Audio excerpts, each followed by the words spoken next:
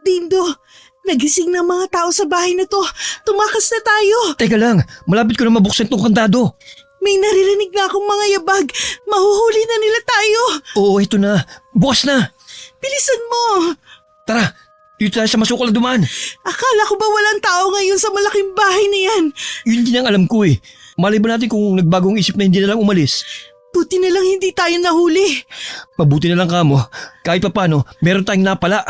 Sayang nga, hindi natin napasok ang lahat ng kwarto. Hayaan mo na. At least may nakuha pa rin tayo kahit konti. Oo nga. Teka, ano yun? Naririnig mo ba? Parang papunta sa direksyon natin. Tumakbo na tayo bago pa nila tayo mahuli. Teka, hintayin mo ako, Dindo! Bilisan mong tumakbo! Kailangan natin makarating sa highway.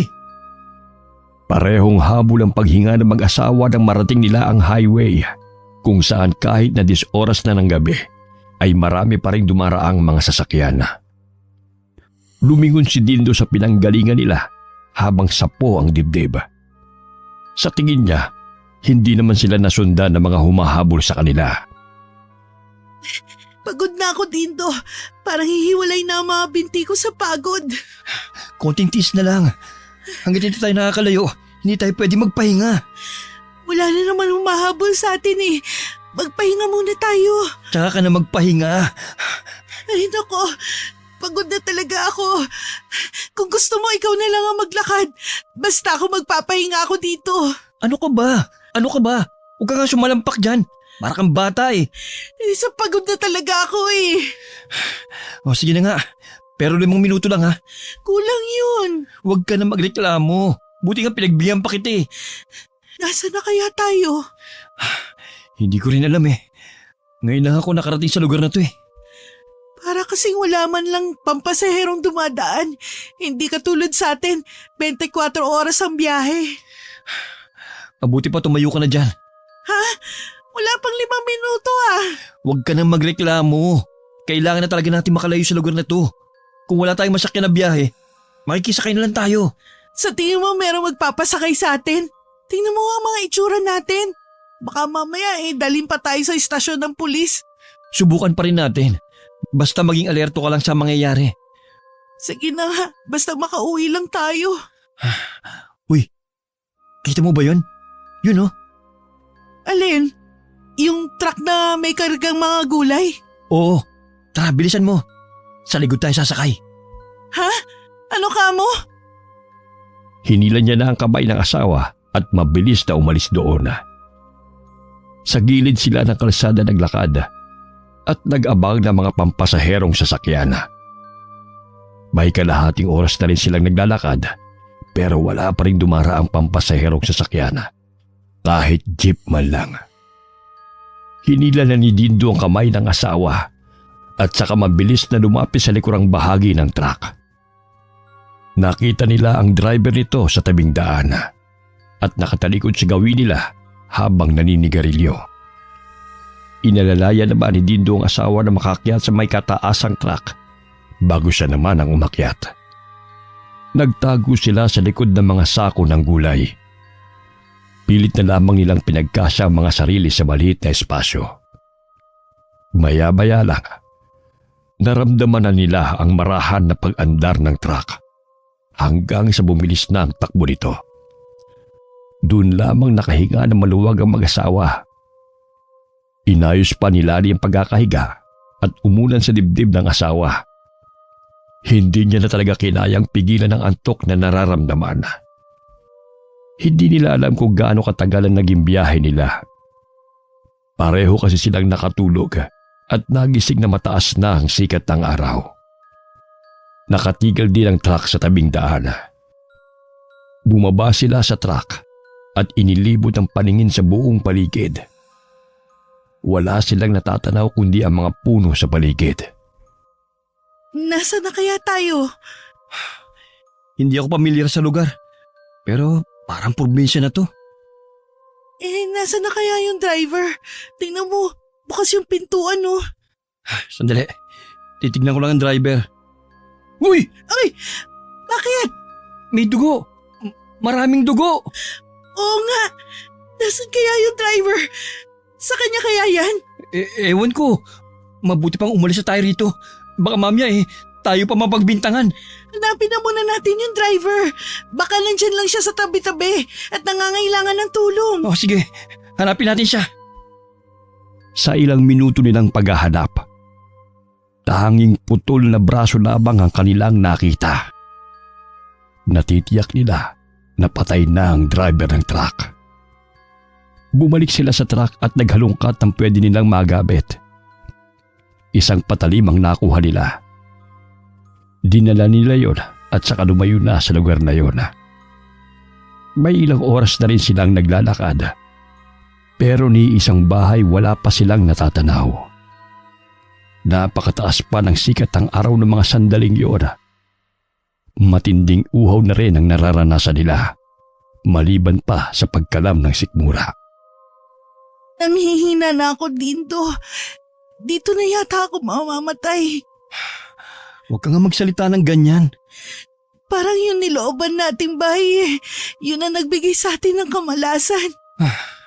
Nagkataon lang ang lahat. Mas minalas yung driver. Ano kaya nangyari sa kanya? Kung pinatay siya, bakit hindi man lang tayo nagising? Magpasalamat ka na hindi tayo nagising. Baka pati tayo ganun din ang sinapit. Oo nga, kaya swerte pa rin tayo. Kapag hindi tayo nakahanap ng bahay na pwedeng mahinga ng tulong, siguradong matutulad tayo sa driver ng truck. Ano ka ba? Huwag ka nga magsalita ng ganyan. Bilisan na lang natin ang paglalakad. Hanggang dumilim na lamang ay wala pa rin silang matanaw na kabahayan. Nangihina na si Lani. Pakiramdam niya tuyong-tuyo na ang lalamunan niya. Napaupo na lang siya sa isang tabi at sumandal sa katawan ng puno. Napapikit na lamang siya sa kawalan ng pag-asa. Nagsalimbayan din sa kanyang isipan ang mga ginawa nilang mag-asawa. Sumagi sa isip niya na baka yun na ang karma sa masama nilang gawain. May ilang taon na rin mula nang gawin nila ang trabaho na panloloob sa mga kabahayan. Pinapasok nila ang mga malalaking bahay para nakawan. Ang nakukuha nila ay ibinibili nila ng pagkain at ibinabahagi rin sa kapwa nila may hirap. Pero ang trabaho nilang yon ay inilihim lamang nila. Ayaw din kasi nilang mahusgahan ng mga tao. Bigla siyang napamulat ng mga mata nang marinig ang boses ni Dino na tinatawag siya. Mabuti na lang at maliwanag ang buwan, kaya nakita niya kung nasaan ito. Tignan mo, may nakuha akong hinog na saging. Talaga? Nangihina na talaga ako sa gutom eh. Kumain ka muna. O ito, pinagbalat na kita. Salamat. Dito na muna kaya tayo magpalipas ng gabi. Bukas na lang ulit tayo maglakad. Dapat siguro naghintay na lang tayo sa highway. Hindi dapat tayo pumasok dito sa gubat. Lalo tuloy tayong naligaw. Tama ka. Pero nandito na tayo eh. Hanapin na lang natin bukas yung paglabas sa lugar na ito. Iba ang pakiramdam ko sa lugar na to, Dindo. Pakiwari ko eh, may mga matang nakatingin sa atin. Ano ka ba? Akala mo lang yun. Alisin mo kasi ang pag-iisip na kung ano-ano. Kung sakali na malagay tayo sa panganib, iwan mo na lang ako. Iligtas mo na lang ang sarili mo. Ano bang pinagsasabi mo dyan? Hindi kita iiwan kahit anong mangyari. Magiging pabigat lang ako sa'yo kung sakali. Tumigil ka na nga sa pagsasalita ng mga walang katuturang bagay. Naisip ko kasi, baka karma na to sa atin dahil sa ginagawa natin panloloob sa mga bahay. Dapat ako lang ang makarma dahil ako naman ang nag-udyok na gumawa ka ng masama. Hindi man tayo ihinasal noon, nangako pa rin tayo sa isa't isa. Nasa hirap at ginawa, lagi tayo magkasama. Kaya itinin mo dyan sa isip mo ha, hindi kita iiwan kahit anong mangyari. Sa tingin mo kaya pahiwatig na to sa atin na kailangan na natin magbagong buhay? Alam mo, naisip ko rin yan kanina. Kapag nakalis na tayo sa lugar na to, gamitin natin ang mga nakuha natin sa bahay na yon para makapagbagong buhay. Oo. Ayoko nang kumain. busog na ako. Sige na, matulog ka na. Babantayan kita. Inayos lang ni Lani ang pagkakahiga at pumikit na rin.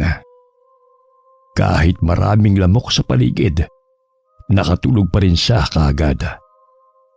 Si Dindo naman, pinapakiramdaman ang buong paligid. Ang sinasabi ni Lani na tila mayroong nagmamasid sa bawat galaw nila ay ramdam din niya mula pa kanina. Pero ayaw lang niya yung sabihin dito dahil iniiwasan niyang lalong matakot ang asawa. May palagay din siya na hindi basta ordinaryo ang gumawa noon sa driver ng truck. Dahil laking probinsya siya at lumaki sa lahat ng klase ng kababalaghan, naniniwala pa rin siya sa mga nilalang ng dilim, katulad ng mga aswang. Kahit mabigat na ang talukap ng mga mata, ay pilit pa rin nilalabanan ni Dindo ang antok. Mag-uumaga na rin nang tuluyan siyang igupo ng antok. Marahang yugyug sa balikat ang nagpagising sa kanya. Pupungas-pungas pa siyang ng padilat. Maliwanag na pala. Kanina ka pa magising? Hindi pa naman natatagalan. Buti pa. Kainin muna natin tong natirang saging bago tayo maglakad. Napasarap ang tulog ko kagabi. Tsaka kahit papano, nanumbalik ang lakas ko. Alam mo ba, maraming saging sa pinagkunan ko nito. Baka ako may nangangalaga eh. Ibig sabihin, baka may kubo sa malapit. Baka may tao tayo mahihingan ng tulong. Sana nga may makita tayong tao na pwede nating mahingan ng tulong. Hindi maikakaila sa mukha ng mag-asawa ang kasiyahan na baka merong kubong malapit sa lugar na yon. Binilisan na nila ang pagkain at ang natira ay dinala na lamang nila. May ilang oras na silang naglalakad, ngunit wala pa rin silang natatanaw na kahit na ano. Naisipan din nilang bumalik na lamang sa pinanggalingan, pero hindi na nila matandaan kung saan sila dumaan. Umakyat na rin sa taas ng puno si Dindo, pero walang hanggang bundok at gubat lamang ang kanyang natatanaw. Dismayado siyang bumaba ng puno. Ngunit sa kalagitnaan ay biglang nabali ang sangang tinutungtungan niya at tuluyang siyang nahulog. Unang bumagsak ang kanyang pangupo. Agad naman siyang dinaluhan ni Lani na mangyak-yak at sobrang nag-aalala sa nangyari sa kanya. Namimilipit naman sa matinding sakit si Dindo. Sana masakit sa'yo. Nabali yata ang balakang ko. Ang sakit! Huwag ka munang gagalaw ha. Maghahanap ako ng pwedeng ipantapal na halamang gamot. Huwag ka na lumayo. Dito ka lang sa tabi ko. Sa tingin ko, kailangan ko lang na magpahinga. Baka kasi napasama ang bagsak mo eh. Wala tayong magagawa kung napasama nga. Hindi rin tayo makakahingi ng tulong. Wala akong makita na kubo kahit saan. Ano? Ibig mong sabihin, habang buhay na lang tayong narito sa gubat? Isang himala na lang ang makakapagligtas sa atin. Parusa na nga to sa atin. Pwede naman kasi maging mabuti tayo eh. Pero mas pinili pa rin natin maging masama. Siguro nga. Tanggapin lang natin ang kapalaran natin. Ayoko mamatay sa lugar na to. Gusto ko pa magbagong buhay. Huwag ka nang umiyak. Ang importante naman magkasama pa rin tayo hanggang sa huling sandali. Talaga bang dito na tayo mamamatay? Sana may isang himalang mangyari. Yumakap na lang si Lani sa asawa habang nakasandal ito sa katawan ng puno kung saan ito nahulog. Kitang-kita naman sa mukha ni Dindo ang matinding sakit na nararamdaman. May ilang minuto na silang nasa ganoong ayos nang biglang may lumitaw na matandang lalaki sa kanilang harapan. May akay-akay itong kalabaw habang matiim ang titig sa kanila. May ilang sandali lang na nakamulagat ang mga mata ng dalawa habang walang kurap na nakatitig sa matandang lalaki. Ang tingin nila sa matandang lalaki ay tila aparisyon. Totoo ba to? Hindi ba tayo namamalikmata lang? Baka ito nang himalang sinasabi mo. Anong ginagawa niyo sa gitna ng gubat? Totoo po ba kayo? Ano pa sinasabi mo, iho? Naliligaw po kami, Tatang. Kakahapon pa po kami nandito. Malapit na naman pong gumabit. Hindi namin alam ang gagawin. Tulungan niyo po ang asawa ko. Nahulog siya sa puno. Baka napasama ang pagkakahulog niya. Huminahon lang kayo. Tutulungan ko kayo makalis sa lugar na ito. Maraming salamat po, Tatang. Kaya mo bang tumayo, iho? Humawak ka sa akin at isasakay kita sa karumata ko. Aray! Masakit po talagang balakang ko eh. Tiisin mo lang ang sakit. Kailangan na natin makalayo kagad dito bago sumapit ang gabi. Salamat po sa inyo. Akala po talaga namin wala nang darating na tulong eh. Hindi ko rin alam kung bakit ako hinila nitong kalabaw ko na dito sa parting ito dumaan. Madalas kasi sa kabila kami dumadaan eh. At tumatawid lang kami sa ilog. Oh, humiga ka lang dito. Ikaw rin, iha. Sumakay ka na rin. Dito lang sa likod ng kalabaw ako sasakay. Marami pong salamat sa inyo. Kumapit lang kayong mabuti ha. At aalalayan ko rin ang asawa mo. Magiging matagtag ang biyahe natin. Tumango naman si Lani. Umayos na siya sa pagkakaupo. Yun ang kauna-unahang pagkakataon na sumakay siya sa karumata. Kaya hindi siya komportable. Pakiwari niya, anumang sandali ay maaari siyang tumalsik. Si Dindo naman ay napapaigik dahil maalog ang karumatang sinasakyan nila. Makalipas ang 30 minuto, narating na rin nila ang bahay ng matandang lalaki. Nakatirik ang bahay nito sa gitna ng palayan. Nang tumigil sila, tumulong pa ang matandang lalaki sa pag-alalay kay Dindo hanggang makapasok sa loob ng bahay.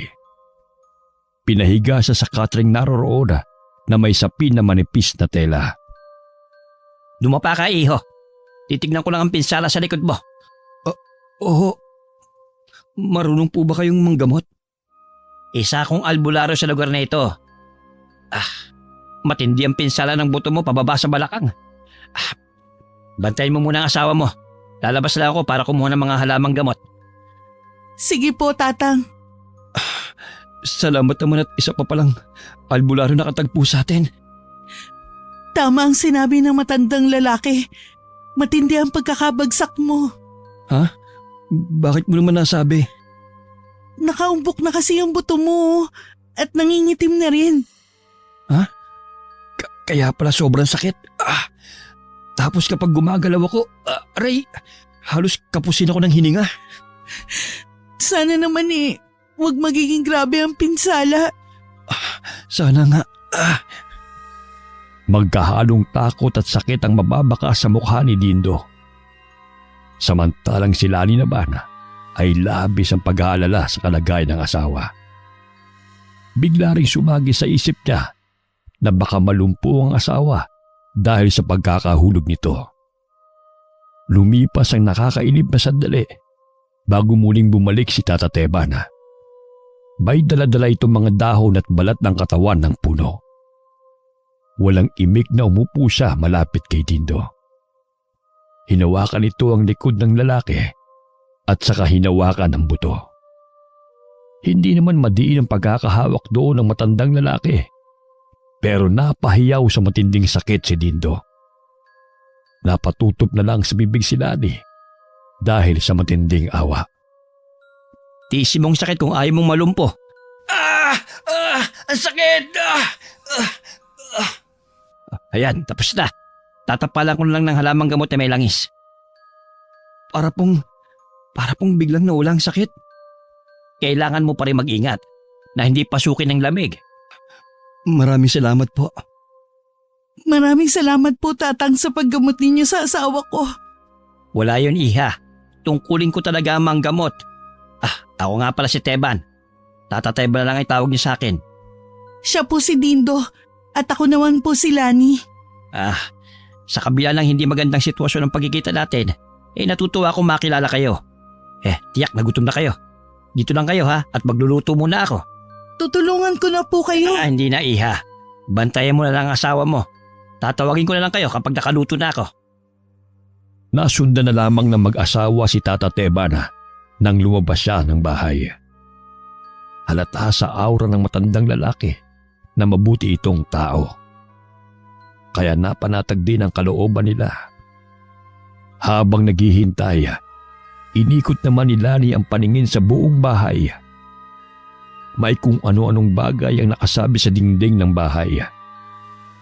May isang bagay ang nakaagaw sa kanyang atensyon, kaya nilapitan niya yon. Tila yun latigo at meron ding mga bawang na ginawang kwintas na nasa bintana. Para saan kaya ang mga to? Pangontra sa mga aswang. Ha? Aswang baka mo? Yung isa na parang latigo, yun oh. Tawag dyan buntot pagi. Bakit kaya may ganyan si Tata Teban? Madalas kasi kapag albularyo, may mga ganyan talaga sila. Proteksyon nila yan laban sa iba't ibang mga elemento. Ibig kayang sabihin, may aswang sa lugar na to? Hindi ko alam. Nakakatakot pala ang lugar na napuntahan natin. Huwag ka na mag-alala. Makakaalis na rin tayo sa lugar na ito. Baka bukas pwede na tayo magpatid kay Tata Teban sa sakayan. Sana nga makaalis na tayo dito. Hindi talaga ako komportable sa lugar na to eh. Halos 1 oras din bago muling pumasok si Tata Teban. Niyaya na sila nito kumain. Kaya pala natagalan ito ay dahil kinatay pa niya ang alagang manok para merong may paulam sa kanila. Dahil sa matinding gutom, nang malanghap nilang umuusok pang tinola, hindi na nahiyang mag-asawa na kumain. Animoy parang mauubusan sila nang lantakan nila ang pagkain. Pasensya na po kayo. Gutom na po talaga kami. Hindi mo kailangang humingi ng pasensya. Para sa inyo talaga ang niluto kong yan. Kaya kumain lang kayo. Maraming salamat po talaga sa inyo, Tata Teban. Utang po namin sa inyo ang pangalawa naming buhay. Akala po talaga namin hindi na kami makakaalis sa lugar na yun. Para na po kaming naliligaw. Kaya nga po umakyat na ako sa puno eh. Pero ni isang bahay po, wala akong matanaw. Tiyak na sinadya ko yung iligaw. Ha? Ano pong ibig niyo sabihin? Ang lugar kung saan ko kayo nakita ay doon din nakatira ang isang tikbalang. Tikbalang po? Kung sino man ang pumasok sa kanyang teritoryo, hindi na nakakalabas pa. Kaya po pala kahit anong gawin namin, hindi kami makalis sa lugar na yun. Pakiramdam ko rin po, may mga matang nakamasid sa amin. Mabuti na lang po napadaan kayo. Malakas ang pakiramdam ng alaga kong kalabaw. Kaya nung hilahin niya ako sa gawing iyon, sumunod na kaagad ako. Alam ko kasi may naisang ipakita sa akin. Tata Teban, saan po ang daan palabas sa lugar na ito? Kapag tuluyan ka ng gumaling, ako mismo maghahatid sa inyo sa sakayan. Sa ngayon, manatili muna kayo sa bahay ko. Salamat po, Tata Teban. Kaya lang po nakakaya naman sa inyo. Huwag kayong mahiya. Naniniwala kasi ako na nakatakda talaga ang mag-cruise sa mga landas natin. Ano pong ibig niyong sabihin? Malalaman mo rin, Iha. Sa ngayon, kumain na muna tayo. Nagkatinginan naman ang mag-asawa, pero hindi na muling nagsalita. Itinuloy na rin nila ang pagkain. Pagkatapos ng hapunan, sila nina ang nagpresenta na magligpit ng mga ginamit nilang pinggan at kubyertos. Habang ang asawa at si Tata Teban naman ay nagkukwentuhan sa loob ng bahay. Nung gabing yun, pareho silang hindi makatulog na mag-asawa.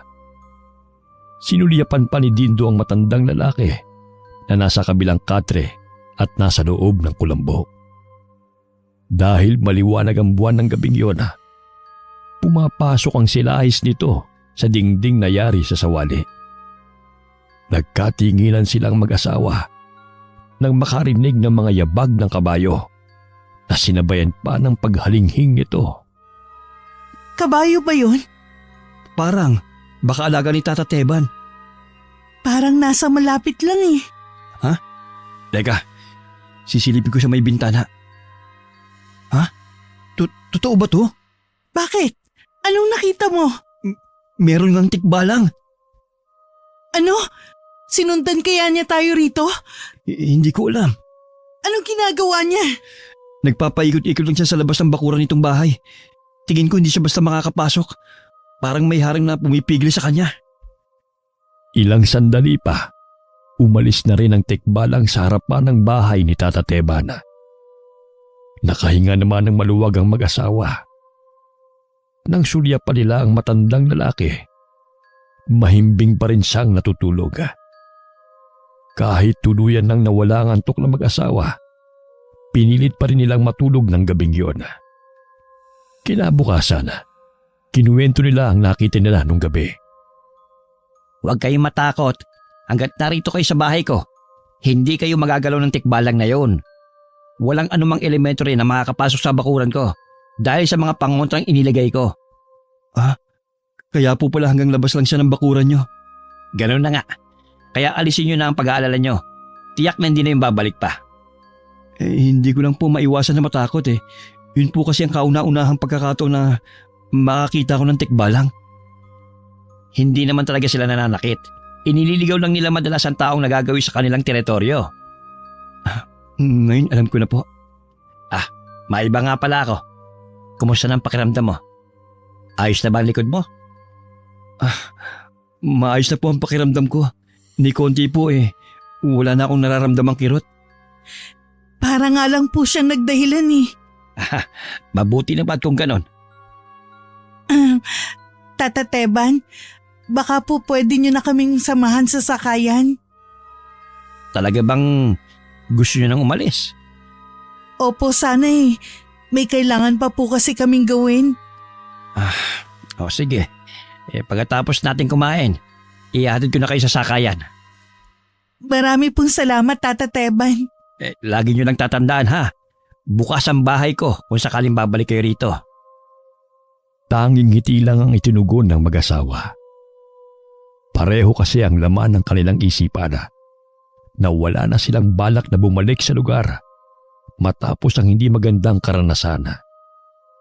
Pagkatapos nga nilang kumain, sinamahan na sila ni Tata Teban sa sakayan ng habal-habal kung tawagin sa lugar na yon. Habang ang naglalakad, napansin ng mag-asawa na marami na palang kabahayan sa lugar na yon. Kakaibang titig ang ibinabato sa kanila ng mga taga roon.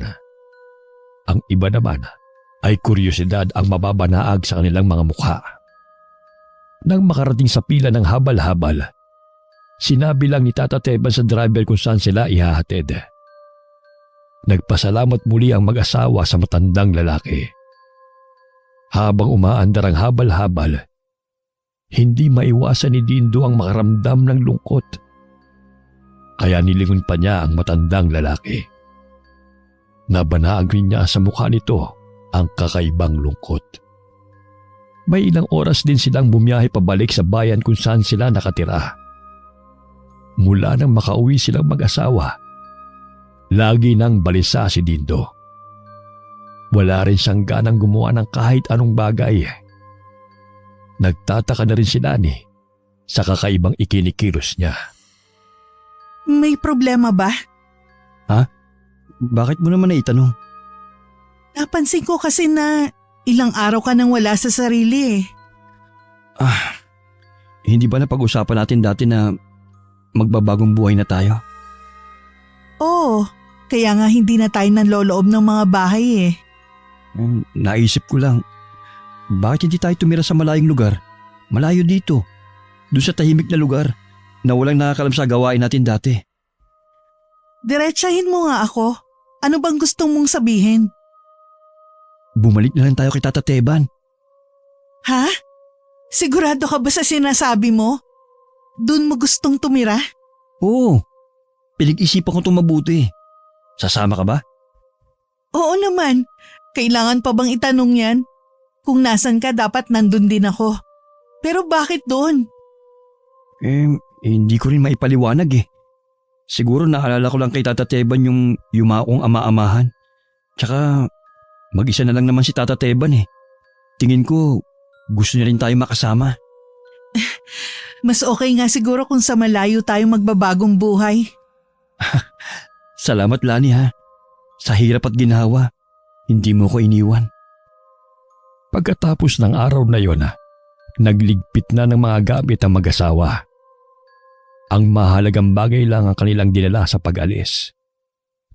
Muli silang bumiyahe papunta sa lugar kung saan nila nakilala si Tata Teban.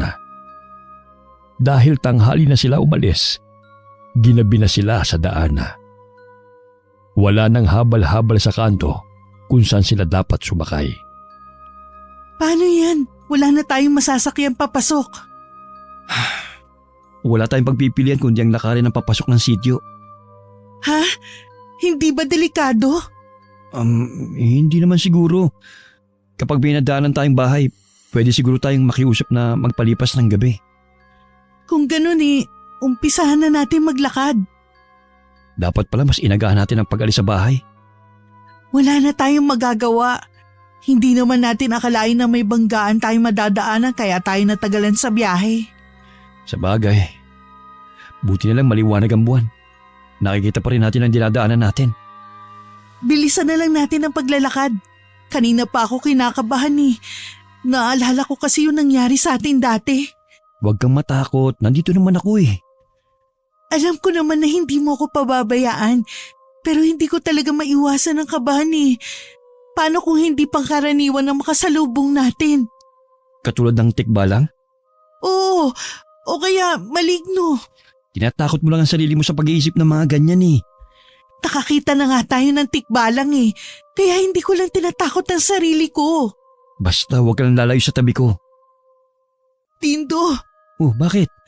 kasi may tao sa harapan natin. Sino kaya sila? Hindi maganda ang kutob ko sa kanila. Kumapit ka lang sa akin. Akong bahala. Ano kayang ginagawa nila dyan sa ganitong oras? Hindi ko alam. Pero baka taga rito lang ang mga yan. Nanginginig ang buong katawan ni Lani habang nakahawak sa braso ng asawa. Hindi rin niya inaalis ang pagkakatingin sa dalawang tao na nakatayo sa gitna ng daan.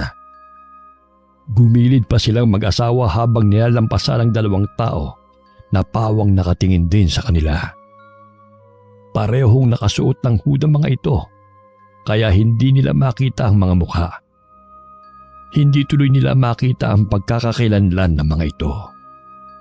Halos hilahin na rin ni Dindo ang asawa dahil halos hindi na ito makahakbang. Nang makalampas sila sa dalawang tao, binilisan na nila ang paglalakad kahit may kabigatan ang dala nilang mga bagahe. Habang palayo, nakaramdam sila ng pangingilabot at pagtaas ng balahibo sa buong katawan. Sabay pa silang napalingon sa pinanggalingan nila. Ngunit gano'n na lamang ang gulat nila nang makita nila na wala na roon ang mga taong yun. Kundi dalawang malaking itim na baboy ang naroon. Pulang-pula ang mga mata nila. At dahil sa liwanag ng buwan, kitang-kita nila ang pagtulo ng mga laway ng mga yon. Agad na hinila ni Dindo ang kamay ng asawa at mabilis na lumayo sa lugar na yon. Bilisin mo, Lani! Hindi na tayo dapat maabutan! Nasaan na ang dalawang tao kanina? Saan galing ang mga baboy na yun? Sila din ang mga baboy! Natitiyak kong mga aswang sila! Aswang!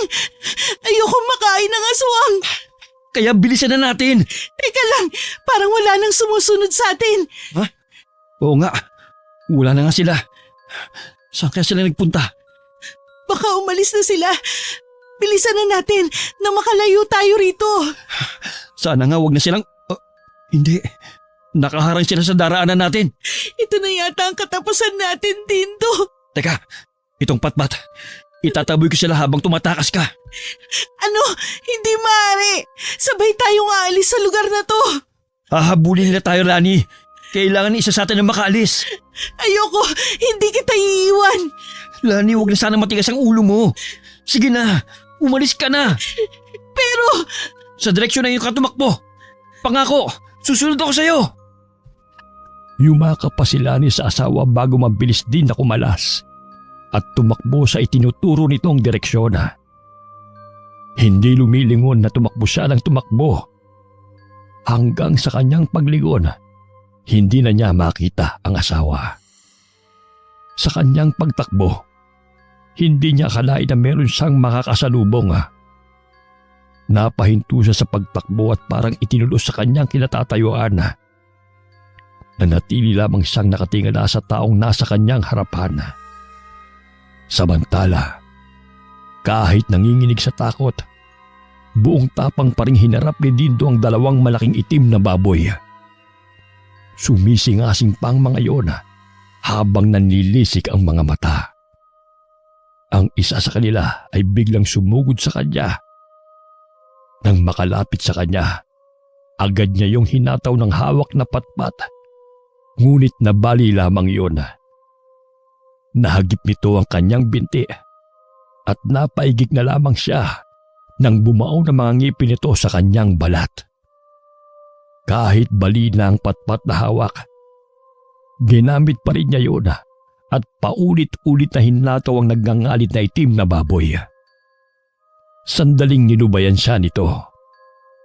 Bago muling sumugod sa kanya, natumba siya sa lupa habang nasa ibabaw niya ito. Pilit nitong inaabot ang kanyang mukha. Buong puwersa naman na itinutulak niya ito. Isang sigaw ang kanyang narinig. Sa paglingon niya sa kanyang kanan, naroon si Tata Teban at ang asawa niyang si Lani. Mabilis na lumapit si Tata Teban at makailang ulit na itinarak ang hawak na itak sa likod ng baboy. Isang malakas na angin naman ang pinakawalan ng isa pang baboy. Nagpaikot-ikot yun at nagwawala sa galit bago sila sinugod. Makailang beses pa yun nahataw ni Tata Teban bago nagawang tumakas. Pagdating sa bahay ni Tata Teban, agad na ginamot ng matandang lalaki ang binti ni Dindo. Ngunit masyadong malalim ang sugat nito. Nang gabing yun, tuluyang nawalan ng binti si Dindo. Maswerte pa rin kayo dahil hindi kayo tuluyang napahamak ng gabing yon. Lalo ka na, Lani. Mabuti na lang po at dumating kayo sa tamang oras. Iniisip ko na lang na karma na to sa akin dahil sa masasamang gawain ko noon. Kailangan nyo magpakatatag. Lalo na ngayon na magiging magulang na kayo. Oh, ano pong ibig niyo sabihin? Buti sa asawa mo, Dindo. Nagkakamali po kayo, Tata Teban. Imposible ang sinasabi ninyo. Tama po ang asawa ko, Tata Teban. Hindi na po kasi siya maaari magbuntis mula nung ilang beses siyang nakunan. Pwede kayo magpatingin sa doktor sa bayan para makatiyak kayo. Posible nga kaya nabuntis ako. Kaya siguro hindi pa ako dinadatnan ng buwan ng dalaw ko. Pero hindi ba sabi ng doktor na tumingin sa'yo dati, hindi ka na magkakaanak? Pwede naman nagkamali lang ang doktor na yun sa pagsuri niya sa akin Hindi naman sila Diyos para magsalita ng tapos. Kung ganun, magiging tatay na rin ako sa wakas? Sana nga talagang totoo na buntis ako. Akala ko pinaparusahan kami sa hindi pagkakaroon ng anak dahil sa ginagawa namin. Ngayon pa lang binabati ko na kayo. Masayang masaya ang mag-asawa sa magandang pangyayaring yun sa kanilang buhay.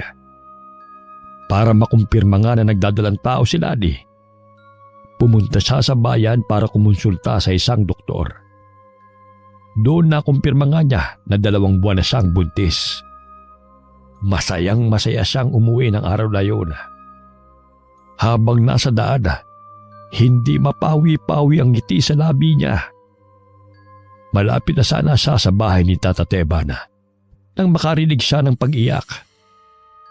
Nakakaramdam man ng takot, mas nanaig naman sa kanya ang kuryosidad na hanapin ang taong umiiyak na yon. Sa likod ng mayabong na puno, meron doong matandang babae na nakayup-yup habang umiiyak. Hindi na siya nagdalawang isip na lapitan yon at tanungin.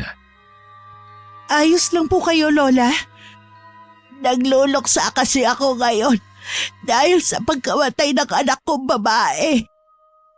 Nakikiramay po ako sa inyo. Alam ko po na mahirap mawalan ng anak. Pasensya ka na, iha ko, naabala kita. Hindi niyo naman po ako naabala. Pauwi na rin po kasi ako nang marinig ko ang pag-iyak ninyo. Hindi ka siguro taga rito sa lugar na ito. Ngayon lang kita nakita eh. Dayo lang po kami ng asawa ko rito. Diyan po kami kay Tata Teban nakatira. Kay Teban baka mo? Sa bahay ng albularyong yon? Opo, kilala niyo po ba siya? Oo, magaling siyang albularyo. Pero hindi kami personal na magkakilala. Ako nga po pala si Lani. Kilala ako sa palayaw na Kurong. Sa may dulo na nitong sitio ako nakatira. Aling Kurong, wag niyo po sanang mamasamahin ang pagtatanong ko. Ano po bang kinamatay ng anak ninyo? Inatake kami ng masasamang loob. Hindi nakaligtas ang anak kong si Connie. Pasensya na po sa nangyari. Sadya po talagang may mga taong halangang kaluluwa. Tama ka, Iha. Paano, Iha? Kailangan ko nang umalis. Salamat sa pakikipag-usap mo sa akin. Gumaan kahit papano ang pakiramdam ko. Mag-iingat ka, ha? At ingatan mo rin ang dinadala mo. Ho? Paano niyo po nalaman na buntis ako? Isa rin akong ina, kaya alam ko. Mag-iingat din po kayo, Aling Kurong. Salamat, Iha. Sana magkita pa tayo at makapagkwentuhan. Tsak po magkikita pa po tayo. Maliit lang naman po ang sityo na to. Makahulugang ngumiti kay Lani ang matandang babae bago siya naglakad palayo. Nakatanaw naman si Lani sa kanya hanggang mawala na siya sa likod ng mga mayayabong na puno. Pag-uwi naman sa bahay, masayang ibinalita ni Lani sa asawa na 2 buwan na siyang buntis. Tuwang-tuwa naman si Dindo at wala nang pagdududa sa isipan niya na totoo nga ang sinabi ni Tata Teban sa kanila. Kailangan na nating ingatan ang sanggol sa sinapupunan mo. Huwag kang mag-alala. Ingatan ko na ang magiging anak natin. Nakakalungkot nga lang dahil nawalan ako ng binti. Matagal pa bago ako makakapagtrabaho. Malaki pa naman ang ipon natin eh. Tsaka meron pa tayo diyang pwedeng ibenta. Lani, gusto ko sana yung ibang mapagbebentahan. Ipamahagi natin sa mga tao rito. Walang problema sa akin. Gusto ko na rin kasing mabura lahat ng masasama nating ginawa noon. Kapag naibenta na natin ang mga yun, wala nang magpapaalala sa atin sa nakaraan. Humingi tayo ng tulong kay Tata Teban pagdating niya mamaya. Nasaan nga pala siya? May sumundo sa kanya kanina eh. Kailangan daw magamot ang anak ng lalaking sumundo sa kanya. Swerte talaga natin na nakilala natin si Tata Teban. Oo nga, sinabi mo pa. Unang kita ko pa lang sa kanya. Magaan ang loob ko eh. Basta, ang hirap ipaliwanag eh. Madilim na noon nang dumating si Tata Teban galing sa panggagamot niya. Nakaluto na rin si Lani ng kanilang hapunan ng mga oras na yon. Agad na rin sinabi na mag-asawa ang kanilang plano at saka ipinakita rito ang mga alahas na hindi biro ang halaga. Kitang-kita sa mukha ng matandang lalaki ang pagkamangha sa nakikita. Kayamanan ng maituturing ang mga ito. Tiyak na maraming makikinabang na taga-sityo nito. Sigurado na ba kayo na gusto nyong ibenta ang lahat na ito? Oo, kaya nga po kami bumalik dito para magbagong buhay eh. Hindi po namin yun magagawa kung nasa amin pa rin yung mga yan. May kakilala ako na pwede nating lapitan para maibenta ang mga ito sa mataas na halaga. Salamat po, Tata Teban. Kumuha din po kayo sa mga pagbebentahan bago natin ipamahagi sa mga tao. Hindi ko na kailangan yan, iho. Kontento na ako sa kung anong meron ako. Masaya na ako na pinili niyong manatili sa piling ko. Tipid na napangiti si Dindo sa tinura na yun ng matandang lalaki. Tuwing nagsasalita ng ganon ito, may kakaibang nararamdaman si Dindo. Pakiwari niya, may nais pang sabihin ng matanda sa kanya. Nais man niyang magtanong, tila mayroon namang pumipigil sa kanya. Makaraan nga ng 1 linggo, naibenta na lahat ng gamit at alahas na kanilang nakuha sa panloloob sa mga kabahayan noon. Katulad ng sinabi nila, ipinamigay nila yun sa mga taong naninirahan sa sityo na yon. Mas lalong naging malapit ang mag-asawa sa mga taga roon at tinanggap na silang residente ng lugar. 5 buwan na noon ang tiyan ni Lani. May kalakihan din ang kanyang tiyan, kaya hirap na siyang kumilos. Si Dindo naman ay kasakasama lagi ni Tata Teban sa bukid. Hindi naging hadlang ang pagkakaputo ng binti nito para hindi makapagtrabaho. Sa tulong ng saklay, nagagawa pa rin itong makatulong sa pagtatrabaho. Tag-araw noon, kaya napakatining lagi ng sikat ng araw. Kaya madalas, nasa labas ng kubo si Lani. Madalas siyang maglagi sa duyan na ginawa ng asawa. Habang namamahinga, isang panauhin ang biglang dumating. Agad siyang napatayo sa duyan para lumapit sa matandang babae na kilalang kilala niya. Kumusta po kayo, Aling Korong? Mabuti naman, iha. Hinanap ko po kayo nung namahagi kami ng tulong sa mga taga rito. Nabalitaan ko ngayon nung makabalik ako rito. Umalis po pala kayo? Oo, iha. Dinalaw ko ang isa kong malayong kamag-anak. Ang bilis lumaki ng tiyan mo Oo nga po kaya nahihirapan na rin akong kumilos. Maaari ko bang hawakan ng tiyan mo? Ho? Oo naman po. Naalala ko na naman kasi ang namatay kong anak. Alam ko pong nagluluksa pa kayo hanggang ngayon. Hayaan niyo po. Kapag nanganak na ako ipapakita ko po sa inyo ang anak ko.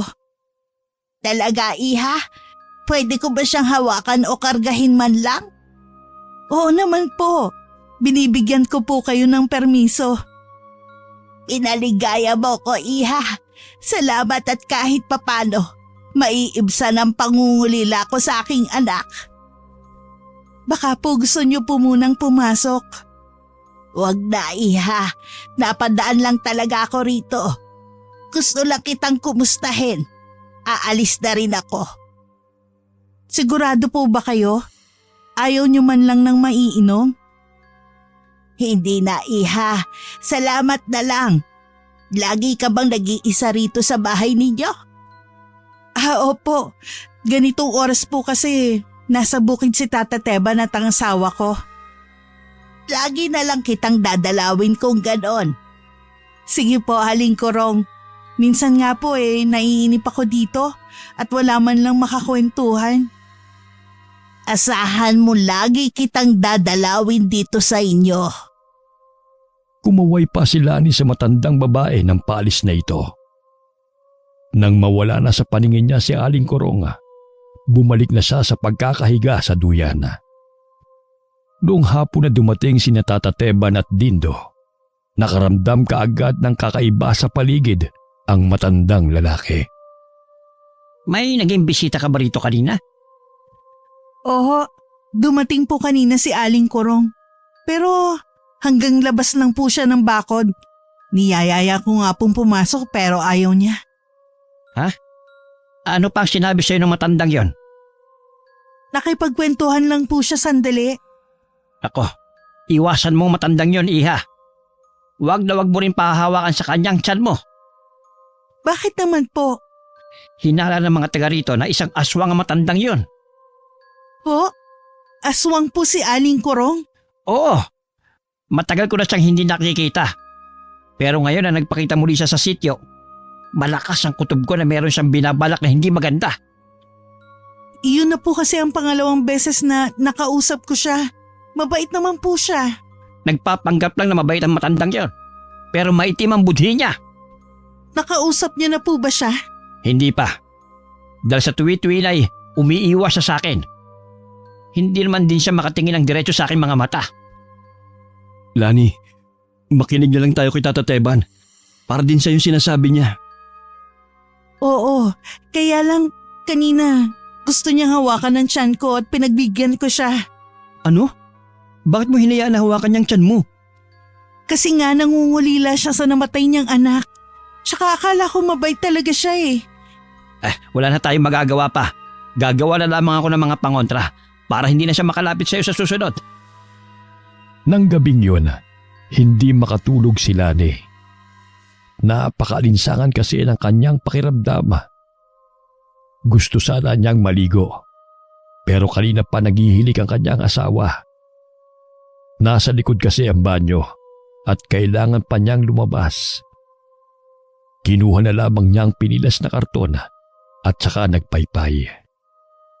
Nang mangalay, huminto siya sandali. Bigla siyang nakarinig ng tila kalusko sa silong ng kanilang bahay. Bumaba siya ng katring hinihiga nilang mag-asawa at sinilip ang silong. Napatili siya nang makita ang mabalahibong nilalang sa ilalim habang nanlilisik ang mapupulang mga mata. Agad na nagising ang mga kasama. Mabilis na kumuha ng itak si Tata Teban at lumabas ng bahay. Si Dindo naman, pilit pinapakalma ang asawa. May aswang sa silong ng bahay. Tahan na, hindi siya makakapasok dito sa loob. Hindi naman yun nahayaan. Natakot lang ako. Aray ko, ang tiyan ko, kumikirot. Ha? Sana masakit? Ang tiyan ko pababa sa pusod. Baka may masamang mangyari sa anak natin, Dindo. Teka, hihingi ako ng tulong. Tata Teban! Si Lani po kailangan ng tulong! Ano nangyayari? Masakit po ang tiyan niya. Hindi pa naman niya kabuwalan na. Sandali, kukunin ko ng langis ko. Kinuha ni Tata Teban ang langis niya sa eskaparate. Pinataas niya kay Dindo ang suot nitong duster. Pareho pa silang nagulat nang makita ang tiyan ni Lani. Umaalon-alon kasi yun at may mga nakalitaw na mga ugat. Agad na pinahiran ni Tata Teban ng langis ang babae at saka nag-usal ng dasal. Napahiyaw naman si Lani sa matinding sakit. Kinuha rin ni Tata Teban ang suit na kwintas at saka yun idinikit sa tiyan. Makailang beses na umalon-alon ang tiyan ni Lani bago yun kumalma at nawala ang mga ugat. Ayos ka na ba? Oo, pero kanina talagang sobrang sakit. Parang binibiyak sa sakit ng tiyan ko. Mula ngayon, puro itim na dasal lang susutin mo. Lagi mo rin papahiran ng langis ang tiyan mo bago matulog. Inaaswang po bang asawa ko? Ganun na nga. Hindi titigil ang nilalang na yon hanggat hindi niya nakukuha ang gusto niya. Ayokong mawala ang anak natin, Dindo. Hindi ako papayag. Hindi magtatagumpay ang aswang na yon. O protektahan ka namin ni Tata Teban. Tama ang asawa mo, Lani. Hindi ka namin pababayaan. Mula ng gabing yun, hindi na pinasama ni Tata Teban si Dindo sa bukid. Ibinili na lang niya rito na bantayan ng asawa. Iniwan niya rito ang isa pang itak na pag-aari niya. Sinabi niyang kahit araw, may paraan ng mga aswang para makalapit kay Lani. Nakatanaw pa ang mag-asawa sa papaalis na matanda. Lingid sa kanila. Pumunta si Tata Teban sa bahay ni Aling Korong sa dulong bahagi ng sityo bago tumuloy sa bukid. Malayo pa lamang si Tata Teban. Lumabas na ng kubo na yun ang matandang babae para harapin siya. Kanino ko utang ang pagdalaw mo sa akin ito, Teban? Lubayan mo na si Lani at ang magiging anak niya. Sino ka para utusan ako? Huwag mo akong subukan, Korong. Ang lakas ng loob mong pagbantaan ako sa mismong bakuran ko. Alam mo ang kaya kong gawin. Pwes, hindi ako natatakot sa'yo. Kukunin ko ang anak ni Lani at hindi mo ako mapipigilan. Ang sanggol na yun ang magiging kapalit ng anak kong pinatay mo. Tama ako kung ganon. Kayong umatake sa mag-asawa nung gabing yon. Kami nga, dahil sa pakikialam mo, nasawi ang anak ko. Hayaan mo na ang mag-asawa. Ako na lang ang gantihan mo. Total, ako naman ang may kasalanan sa pagkamatay ng anak mo. Hindi ikaw ang gusto kong magbayad kundi sila. Dahil sila ang dahilan kung bakit mo nagawang paslangin ang anak ko. Hindi ako papayag na magawa mo masama mong balak. Umalis ka na sa bakuran ko, Teban! Nais pa sanang magsalita ni Tata Teban, ngunit tinalikuran na siya ng matandang babae. Napakuyom na lamang siya ng kanyang kamao bago nilisan ng lugar na yon. Sa nakalipas naman na araw, naging matiwasay ang pamumuhay ng mag-asawa. Hindi na naman naulit ang pagdalaw sa kanila ng aswang. Sa kabila doon, ayaw pa rin pakampante ng dalawang lalaki.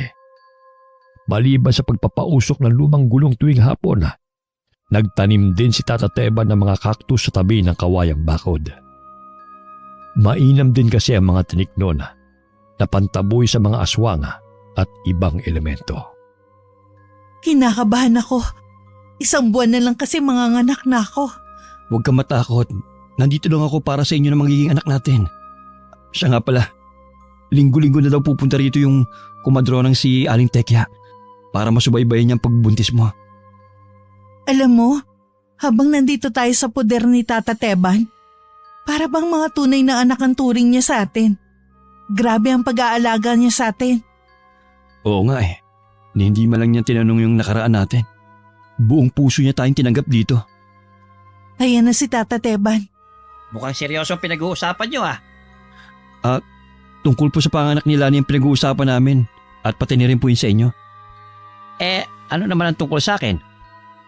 Na maswerte po kami dahil parang tunay na anak po ang turing niyo sa amin dito.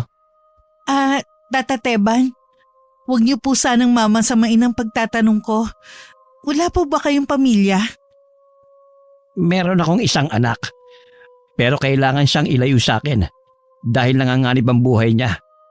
Ang ina naman niya, namatay sa panganganak sa kanya. Nasaan na po ang anak ninyo?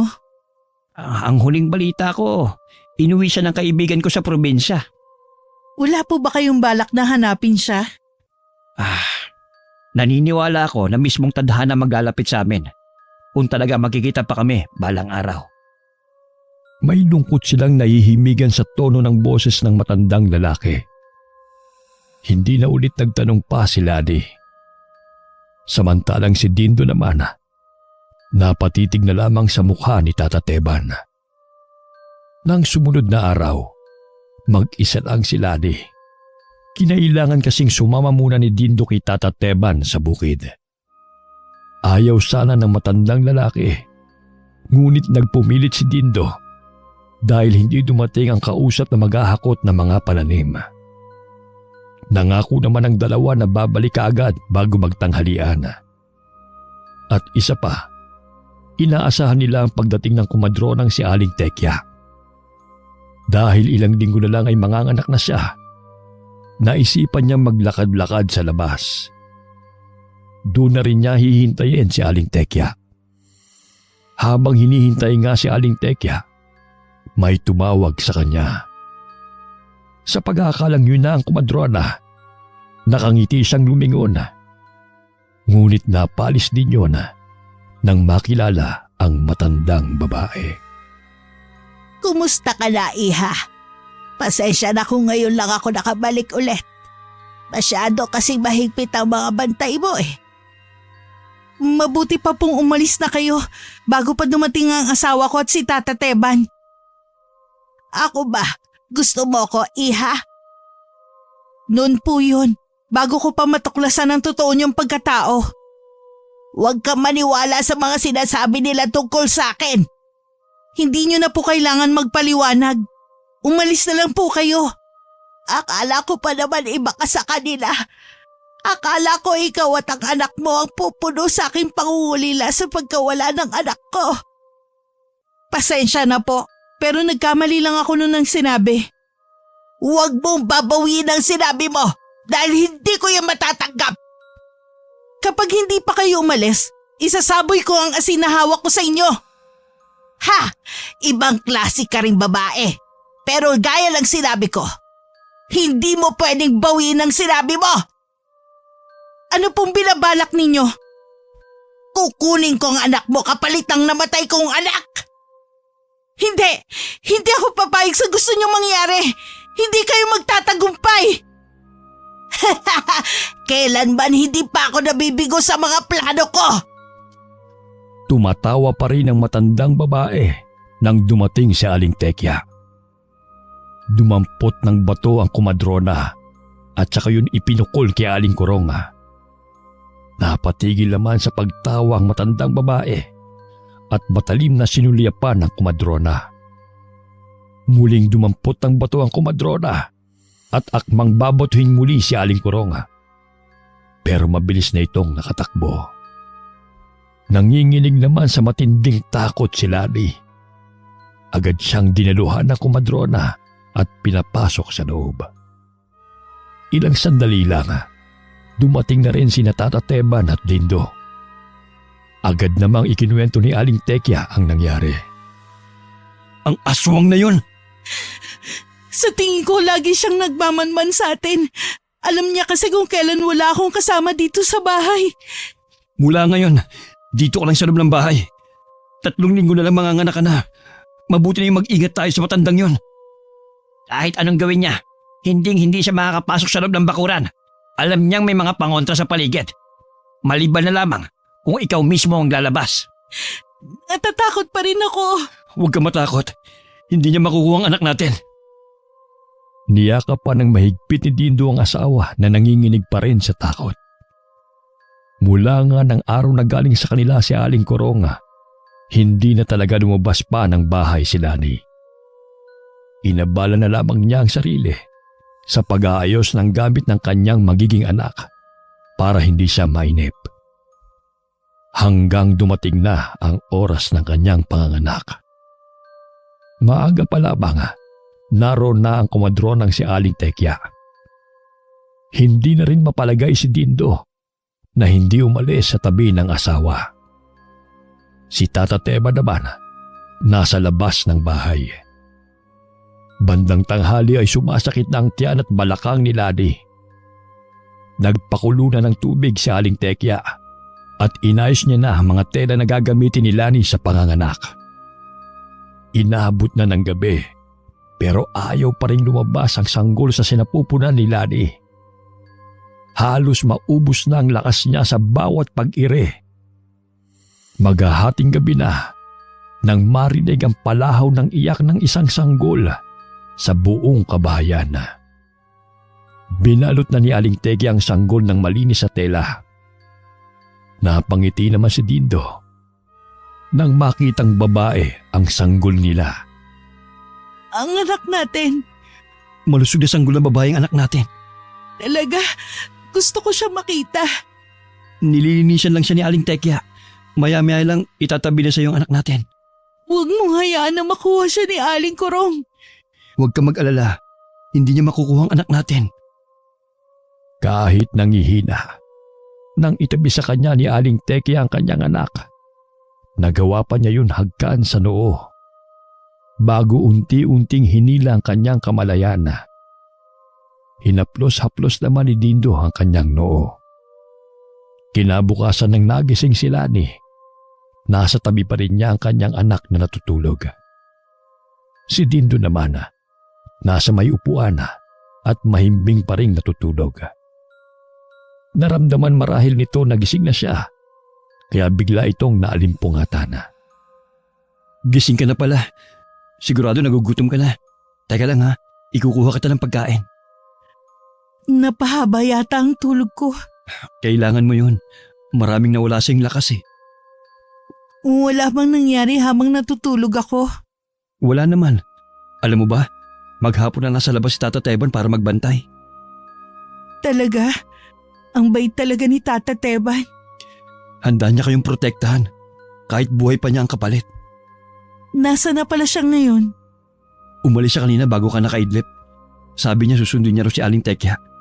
Dapat kasi kanina pa nandito yun eh. Nakakapagtaka nga, wala pa sila. Maya-maya lang siguro nandito na sila. Teka, ayan na pala si Tata Teban eh. Natatanaw ko na papasok sa bakuran. Pero, bakit kaya wala si Aling Tekya? Baka merong biglang paanakin ngayong araw. Baka nga. Sabay pa silang napatingin sa pagpasok ni Tata Teban. Bagsak ang balikat nito at hindi makatingin sa kanila. Nagkatinginan pa sila mag-asawa bago nagtanong si Dindo. Nasaan po si Aling Tekya? Huwag kayong mabibigla. Lalo ka na, Lani, pero wala na si Aling Tekya. Paano pong wala na? Patay na siya. Kanina natagpuan siya ng kanyang anak na wakwak ang tiyan at parang niluray na mabangis na hayop ang katawan. Sinong gagawa nun sa kanya? Kagagawan niyo ni Aling Kurong. Siguradong nagalit siya kay Aling Tekya nang ipagtanggol niya ako laban sa kanya. Ang halimaw na yon. Kailangan nating balaan ng mga taga-sityo laban sa kanya. Dito lang kayo. Napaiyak na ng tuluyan si Lani dahil sa matinding takot. Inalo at niyakap naman siya ni Dindo. Samantala, kinausap ni Tata Teba ng mga taga-sityo tungkol kay Aling Kurong. Pinag-iingat din niya ang mga iyon, lalo na ang mga buntis at mga bata. Nang gabing yun, hindi mapakali si Lani. Hindi niya rin inaalis ang paningin sa anak sa takot na baka bigla na lamang mawala ito. Magpahinga ka na habang tulog ang anak natin. Hindi rin kasi ako dalawin ng antok eh. Pilitin mo pa rin matulog. Baka mamaya ay mabinat ka. Naaawa rin kasi ako sa nangyari kay Aling Tekya. Nakukonsensya ako dahil alam kong kasalanan ko nangyari sa kanya. Huwag mong sisihin ang sarili mo. Walang may gusto sa nangyari sa kanya. Umalis na lang kaya tayo sa lugar na ito. Ano? Yan ang wag na wag niyong gagawin. Mas lalo kayo mawawala ng proteksyon. Maging ang anak mo. Oras na lumayo kayo sa lugar na ito. Posible po ba na masundan pa rin kami ni Aling Kurong? Hindi pa man kayo nakakalabas ng sityo na ito. Tiyak na naabutan na kayo. Habang buhay na lang ba na nasa loob ng bayang mag-ina ko? Gumagawa na ako ng paraan. Hinahanap ko si Kurong. Alam ko po na magaling kayong albularyo. Pero mag-iingat pa rin po kayo. Tusong matandang yon. Ayoko pong mapahama kayo. Huwag ka mag-alala, iho. Walang masamang mangyayari sa akin.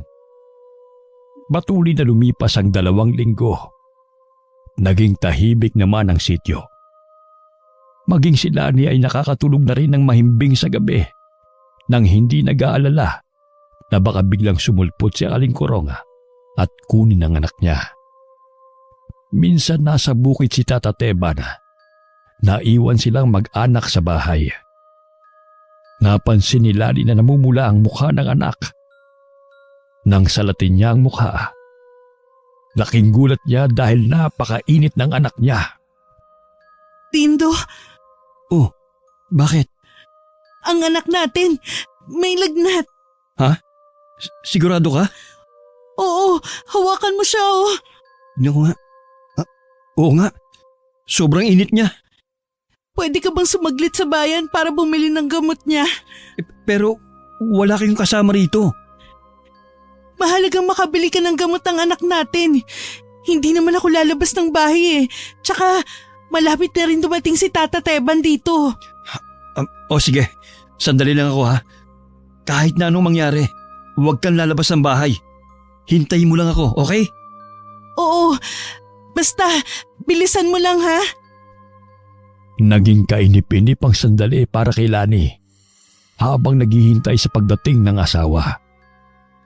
Halos bilangin na niya ang bawat segundo ng orasan. Hanggang na mga oras na yon, natutulog pa rin ang anak. Napapitlag pa siya nang marinig ang pagtawag ng asawa sa labas ng bahay. Bakit hindi ka pa pumapasok dito? Kailangan na natin mapainom ng gamot ang anak natin. Lumabas ka muna rito. Hindi kasi ako makapasok. Bakit hindi ka makapasok? Teka lang, lalabas ako. Pasensya ka na. Puntahan mo ako rito. Ano ba nangyari sa'yo? Bakit hindi ka pa... Ikaw? Ako nga, iha. Kumusta ka na? Yan na bang anak mo? Huwag kang lalapit sa akin. Tatawagin ko ang asawa ko at si Tata Teban. Walang tutulong sa'yo. Alam kong wala kayong kasama ngayon. Hindi mo makukuha ang anak ko. Diyan ka lang. Hindi mo na mapipigilan pa ang pagkuha ko sa sanggol na yan! Paano ka nakapasok sa bakuran namin? May mga pangontrang inilagay si Tata Teban sa paligid. Dahil pinapasok mo ko, kaya nawala ang bisa ng mga pangontra. Hindi! Tulong! Tulungan niyo ako mga kapitbahay! Mamamaos ka lang sa kakasigaw, pero walang makakarinig sa'yo. Maawa ka sa akin! Huwag mo kukunin ang anak ko! Isang putik pulbos ang hinipa ni Aling Kurong sa kanyang mukha. Bago pa siya matumba, ay nasalunan nito ang sanggol na mahimbing pa ring natutulog. Ngumiti pa ito nang makitang tuluyan na siyang nawalan ng malay. Matulog ka muna ng mahimbing, Lani. Ako na lang munang bahala sa anak mo. Ituturing ko siyang tunay na anak. Habang sakay ng habal-habal, bigla na lamang lumakas ang kabog ng dibdib ni Dindo. Kaya kinausap niya ang driver na kung maaari bilisan ang pagpapatakbo. Sumunod naman ang driver. Pagdating sa harapan ng bahay, agad siyang nagbayad at hindi na kinuha ang sukli. Gustuhin man niyang magmadali, hindi naman niya magawa dahil sa putol na binti. Pagpasok niya sa bakuran, nakita niya kaagad ang asawa na walang malay. Niyugyug niya ang balikat nito, pero ayaw magising. Hinanap rin niya ang sanggol, pero hindi niya makita. Ilang sandali pa, dumating na rin si Tata Teban. Pinagmasdan ni Dindo ang tila natutulog lang na asawa. Tiyak na ginamitan siya ng mahika ni Kurong para makatulog. Kailan po kaya siya magigising? Hindi ko masasagot ang tanong mong yan. Paano ang anak ko? Saan ko siya hahanapin? Ginagawa ko ng lahat ng paraan para malaman kung saan naroon si Kurong. Oras na may masamang nangyari sa anak ko, ako mismo ang papatay sa kanya. Sana tinapos ko na siya noon pa. Wala sana tayong ganitong problema. Siya lang pong dapat sisihin. Isa siyang salot. Inabot na ng kinabukasan, pero hindi pa rin nagigising si Lani. Hindi rin tumitigil si Tata Teban sa paghahanap ng kinaroroonan ni Aling Kurong. Walang sandali na hindi umiiyak si Dindo habang hawak ang kamay ng asawa. Labis din ang kanyang pag-aalala sa anak nila. Dahil sa sobrang pag-iisip, bumagsak na ang kanyang katawan. Si Tata Teban naman ay hindi pa rin tumitigil sa paghahanap, maging ang mga taga-sityo. Kailangan siguro magpalamig muna tayo sa paghahanap sa anak mo. Hindi po maaari. Habang tumatagal, nanganganib po ang buhay ng anak namin ni Lani. Tusong matandang yon. Alam niya kasing pinaghahanap natin siya. Kaya lalo siya nagtatago. Huwag ka mag-alala. May mga taga rito ang patuloy sa paghahanap sa kanya. Mas maigi yon para hindi niya matunugan na may naghahanap sa kanya. Gusto lang naman namin magbagong buhay. Bakit kailangan namin itong pagdaanan? Isa itong pagsubok na kailangan niyong malampasan. Kung mawawala rin lang ang mag-ina ko sa akin, mabuti pang sumunod na rin ako sa kanila. Hindi pa patay ang asawa mo. Natutulog lang siya. Huwag mong iparinig sa kanya ang kawalan ng pag-asa. Oo, kakayanin ko po. Alang-alang sa mag-ina ko. Inabot na ng 1 linggo na hindi pa rin nagigising si Lani. Ganoon na rin katagal na hinahanap nila ang kinaroroonan ng anak. Parang gusto nang mawalan ng pag-asa ni Dindo. Sinuliapan niya ang mahimbing na pagtulog ng asawa. Sari-sari na ang pumapasok sa kanyang utak ng mga sandaling iyon. Naabutan siya sa ganong ayos ni Tata Teban. Tumango naman si Dindo. Lumapit din siya sa asawa at nagpaalam dito. Ilang sandali pa, naghanda na siya sa pag-alis nila ni Tata Teban. Dindo, may nakakitang mga ngahoy kay Kurong sa kakahuyan. Doon marahil siya nagtatago kasamang anak niyo ni Lani.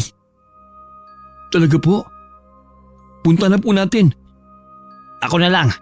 Dumitong na lang at bantayin mo ang asawa mo. Nakikiusap po ako. Payagan niyo po akong sumama sa inyo. Kailangan pong mailigtas ang anak ko.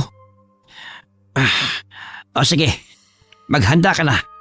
May kakausapin lang akong tao na magbabantay kay Lani. Kahit hirap sa paglalakad gamit ang tungkod, hindi yun naging hadlang para sumama siya kay Tata Teban. May ilang oras din silang naglakad bago narating ang isang kubo. May naaninag siyang liwanag na nanggagaling sa gasera. Akmang lalapitan na niya ang kubo nang pigilan siya ni Tata Teban. Huwag ka magpadalos-dalos, iyo. Ano po bang hinihintay natin? Kailangan ko na pong iligtas ang anak namin ng asawa ko. Naiintindihan kita. Ako lang ang haharap sa kanya. Kukunin ko ang atensyon niya at saka mo iligtas ang anak mo. Sige po, mag-iingat po kayo. Umakbang na si Tata Teban palapit sa kubo. Habang si Dindo naman ay kumukuha lang ng tiyempo para pasukin ang kubo. Lumabas naman si Aling Kurong ng kubo. Matalim ang titig nito kay Tata Teban. Hanggang dito ba naman ay sinusundan mo ko? Ibalik mo na ang sanggol na kinuha mo. Sino ka para sabihin yan? Hindi ko papayagan na kahit na sino na kunin sa akin ang sanggol. Mula nang mahawakan ko ang sanggol na yon, anak ko na siya. Nahihibang ka na nga. Wala na akong pakialam kung yan ang tingin mo sa akin. Ngayon, tatapusin na kita para wala nang sino man ang maglalakas ng loob na kalabanin ako. Nagpalit ng anyo si Aling Kurong. Naging isa itong malaking itim na baboy na may dalawang pangil sa bibig. Namumula ang mga mata nito habang nakatitig kay Tata Teban. Inilabas naman ni Tata Teban ang kanyang itak. Mahigpit niya yung hinawakan habang naghahanda sa pag-atake ng aswang na si Aling Kurong. Si Dindo naman ay dahan-dahang lumapit sa kubo at pumasok. Nadatnan niya sa kuna na gawa sa kahoy ang kanyang anak. Gising yun at naglalaro. Hindi na napigilan pa ni Dindo na mapaluha nang makita ang anak.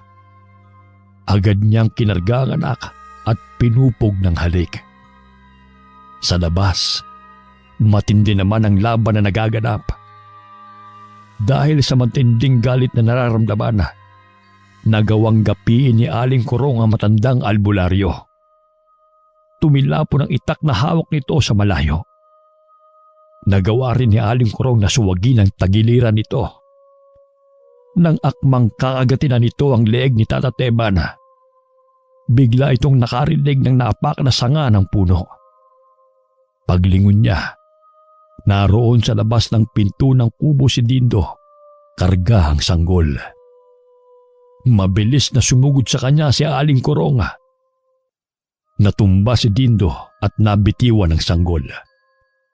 Mabuti na lamang sa damuhan nito bumagsak at makapal rin ang tela na nakabalot dito kaya hindi ito nasaktan. Muling sinugod ni Aling Kurong si Dindo. Tinamaan ito sa isang paa. Napahiyaw na lang sa sakit si Dindo. Kinagat pa siya nito sa braso. Ako ang harapin mo, halimaw ka! Huwag ang anak ko! Pinulot ni Tata Teban ang itak niya sa lupa. At saka ubod ng lakas na tinaga sa may bandang batok ang malaking itim na baboy. Pumulandit mula roon ang maitim nitong dugo. Nagpaikot-ikot pa yun bago nabuwal sa lupa. Tinulungan naman niyang makatayo si Dindo habang nasa braso nito ang sanggol. Nakarinig sila ng paparating na mga yabag at sa di kalayuan ay ang liwanag ng mga sulok. Papunta na sa lugar na yun ang mga taga-sityo. Nasa di kalayuan sina Tata Teban at Dindo. Habang pinapanood nila ang pagsunog ng mga taga-sityo sa kubo at katawan ni Aling Kurong. Tata Teban, narinig ko pong tinawag niyo akong anak. Ano pong ibig sabihin nun? Totoong anak kita, Dindo. Kaibigan kong matalik ang taong nagpalaki sa'yo. Pero paano po kayo nakakatiyak? Dahil sa balat sa likod mo. Tingnan mong balat ko sa aking likod. Pareho ng laki, kulay at hugis. Oo nga po. Pero sabi ng ama-amahan ko, posible daw napatay na ang totoong ama ko. Nung gabing yon, ipinatakas na kita sa kaibigan ko. Hindi na rin kasi ako noon nakakasiguro na makakaligtas pa ako. Pero isang himala ang nangyari. Nang gumaling ako sa mga sugat na natamo ko, hinanap ko kayo sa bahay ng ama-amahan mo. Pero sabi ng kapitbahay niya, kaalis nyo lang at walang nakakaalam kung saan kayo pupunta. Siguro iniisip ng kaibigan ko na patay na ako, kaya isinama ka na lang niya. Naging mabuti po siyang ama sa akin. Kaya lang po nung high school ako, namatay siya sa isang sakit. Doon po nag-umpisa na mapariwara ako. Ngayon na magkasama na tayo, hindi na ako papayag na mapariwara ka pa. Kaya nga po kami bumalik dito eh. Dahil dito namin nais magbagong buhay. Itay, Anak ko, salamat at nagkita muli tayo. Dininig ng Diyos sa panalangin ko sa kanya na bago ako mawala sa mundong ito, ay magkita muna tayo. Umuwing masaya ang mag-ama. Pagdating nila sa bahay, naghihintay na sa kanila si Lani. Sinalubong sila nito sa labas ng bahay. Salamat at ligtas kayong nakabalik. Ang anak ko. hindi na tayo guguluhin pa ni Aling Korong. Wala na siya. Hindi ko hangad ang kamatayan ng iba. Pero mas mapapanatag na tayong wala na siya. Siya nga pala. May gusto kong ipakilala sa'yo. Si Tata Teban, ang tunay kong ama. Ha? Tatay mo si Tata Teban? Oo, iha. Kaya sana, itay na ang itawag niyo sa akin simula ngayon. Opo, itay.